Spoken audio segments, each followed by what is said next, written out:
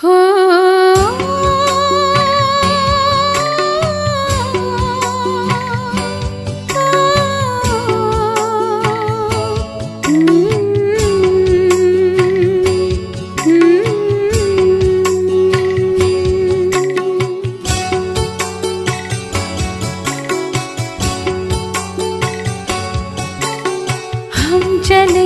वतन की ओर डाल के प्रेम की डोर। हम चले वतन की ओर डाल के प्रेम की डोर। बाबा खींच रहा है आज सहज ही अपनी ओर। हम चले वतन की ओर।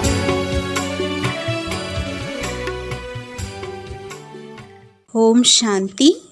28/6/1973 அவ்யக்த பாப்தாதா மதுபன். வாணியின் தலைப்பு யோகயுக்த் நினைவு சொரூபம் ஆவதினால் இயல்பாகவே யுக்தியுக்தான யதார்த்தமான எண்ணம், சொல் மற்றும் செயல் இருக்கும். எப்படி வெளியுலக இராணுவத்தின் தளபதி எங்கிருந்தாலும் எப்படி இருந்தாலும் அங்கேயே ஒரு வினாடியில் நின்றுவிடுங்கள் என்று கட்டளையிடுகிறார். ஒருவேளை அவர் இந்த கட்டளையை யோசிப்பதில் மற்றும் புரிந்து கொள்வதிலேயே நேரம் எடுத்துக்கொண்டார் என்றால் அதனுடைய விளைவு என்னவாகும்? வெற்றிக்கான திட்டம் நடைமுறையில் வர முடியாது. இதே விதமாக எப்பொழுதும் வெற்றியடைபவராக ஆகுபவரிடம் ஒரு நொடியில் தன்னுடைய எண்ணத்தை நிறுத்திவிடுவதற்கான விசேஷம் இருக்கும். எந்த ஒரு ஸ்தூல காரியம் செய்து கொண்டு மற்றும் ஞானத்தை சிந்திப்பதிலும் மிகவும் பிஸியாக இருக்கிறார் என்றாலும் அந்த நேரத்திலும் தன்னைத்தானே ஒரு நொடியில் நிறுத்திவிட வேண்டும். எப்படி அந்த மனிதர்களும் ஒருவேளை மிக வேகமாக ஓடிக்கொண்டிருக்கிறார்கள் மற்றும் மிகவும் மும்முரமாக யுத்தத்தில் ஈடுபட்டு கொண்டிருக்கிறார்கள் என்றாலும் அவர்கள் அந்த நேரத்தில் கூட நில்லுங்கள் என்று சொன்ன உடனேயே நின்று விடுவார்கள்.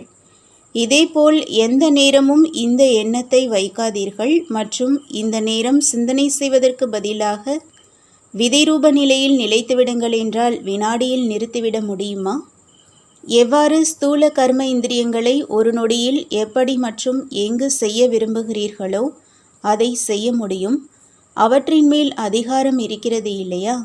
அந்த மாதிரி புத்தி மற்றும் எண்ணங்களின் மேலும் அதிகாரியாக ஆகியிருக்கிறீர்களா? முற்றுப்புள்ளி வைக்க விரும்பினால் வைக்க முடிய வேண்டும். அந்த மாதிரி பயிற்சி இருக்கிறதா?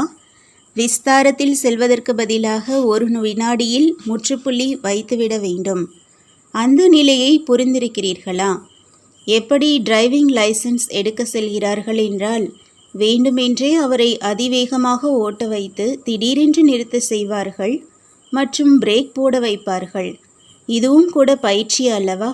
அப்படி தன்னுடைய புத்தியை ஓட்டுவதற்கும் நிறுத்துவதற்குமான பயிற்சி செய்ய வேண்டும். எப்பொழுது அந்த மாதிரியான நேரத்தில் ஒரு வினாடியில் நின்றுவிட்டது என்றால் அப்பொழுது அதிசயம் என்று கூறலாம். நிரந்தரமாக வெற்றி அடைபவர் யார் என்றால் யாருக்கு யுக்தியுக்தான எண்ணம், சொல் மற்றும் செயல் இருக்கிறது அல்லது யாருக்கு ஒரு எண்ணம் கூட வீணாக ஆவதில்லையோ அவர்தான். அது எப்பொழுது இருக்கும் என்றால் எப்பொழுது இந்த பயிற்சி இருக்குமோ அப்பொழுதுதான். உதாரணத்திற்கு அந்த மாதிரி ஏதாவது சேவை இருக்கிறது, அதில் முழுமையான வெற்றி ஏற்பட வேண்டியதாக இருக்கிறது என்றால் அந்த நேரமும் நிறுத்துவதற்கான பயிற்சி செய்யுங்கள். முழு மூங்கில் காடும் நெருப்பு பிடித்து எரியும். இப்பொழுது அந்த மாதிரியான நேரம் வந்து கொண்டிருக்கிறது. அந்த நெருப்பிலிருந்து காப்பாற்றுவதற்காக 2 விஷயங்கள் அவசியமாக இருக்கின்றது. எப்பொழுது விநாசத்தின் நெருப்பு நாலாபுறங்களிலும் பிடித்து எரியுமோ அந்த நேரம் உயர்ந்த ஆத்மாக்கள் உங்களுடைய முதல் கடமை அமைதியின் தானம், அதாவது வெற்றிக்கான பலம் கொடுப்பது. அதற்கு பிறகு என்ன வேண்டும், பிறகு யாருக்கு என்ன அவசியமாக இருக்கிறதோ அது நிறைவேற்றப்படுகிறது. உங்களுக்கு அந்த நேரத்தில் அவர்களுடைய எந்த அவசியத்தை தேவையையும் நிறைவேற்ற வேண்டியது இருக்கும். அந்த நேரம் ஒவ்வொருவருக்கும் வேறு வேறு சக்தியின் தேவை இருக்கும். சிலருக்கு சகித்து கொள்வதற்கான சக்தியின் தேவை இருக்கும்.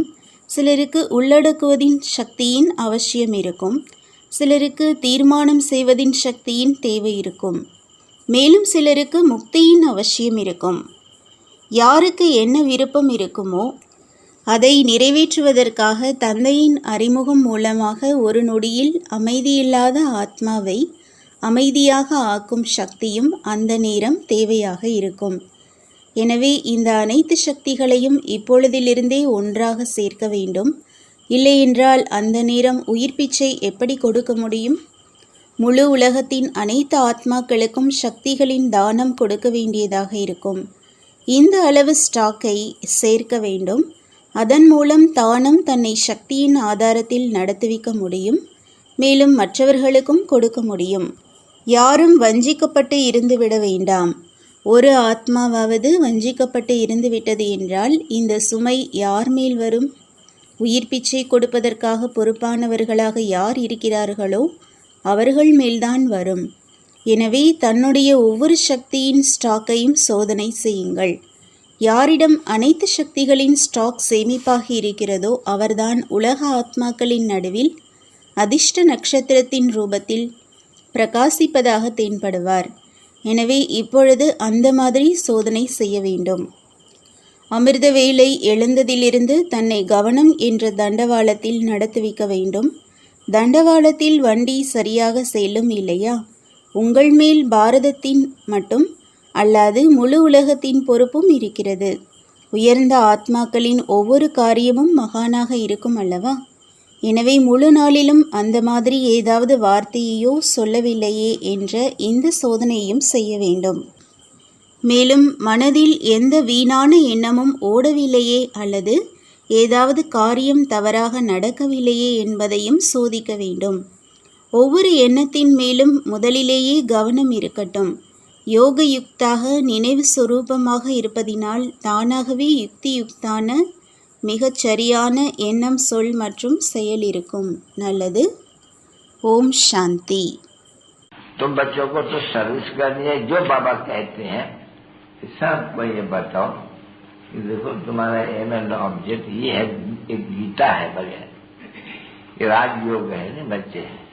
कैसे है राजयोग? बिल्कुल सहज है कि बाप को याद करो तो ये वैसा मिलेगा तुमको। ओम शांति।